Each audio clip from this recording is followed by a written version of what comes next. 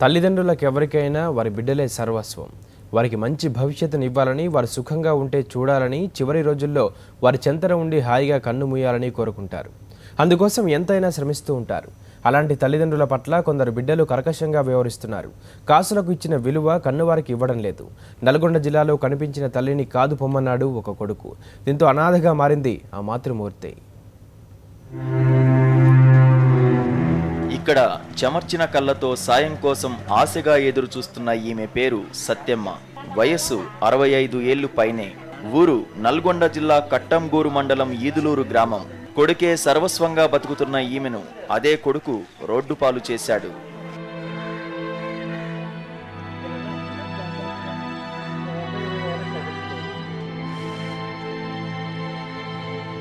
భర్త కొన్నేళ్ల కిందట చనిపోవడంతో సత్యమ్మకు కష్టాలొచ్చి పడ్డాయి. సొంతిల్లు, ప్రతి నెలా వచ్చే వృద్ధాప్య పెన్షన్ ఉన్నప్పటికీ కొడుకు పెట్టే పట్టెడన్నం కోసం ఎదురు చూడాల్సిన పరిస్థితి వచ్చింది. ఈ క్రమంలోనే కంటికి రెప్పలా పెంచిన తల్లిని కొడుకు సత్తయ్య భారంగా భావించాడు. అంతే, తిండి పెట్టను పొమ్మంటూ బయటకు గెంటేశాడు.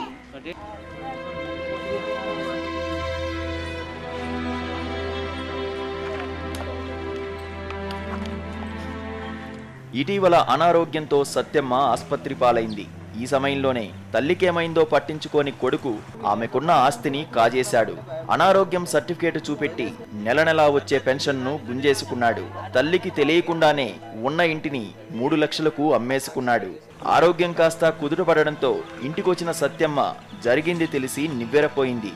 ఇదేంటి బిడ్డ అని అడిగితే అది అంతేనంటూ మొహం చిట్లించుకున్నాడు.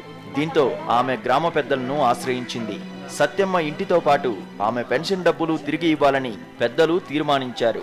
గ్రామ పెద్దలు చెప్పినట్టు చేయలేక రాత్రికి రాత్రే తల్లిని వదిలి పారిపోయాడు కొడుకు. దీంతో ఆమె అనాథగా మారింది.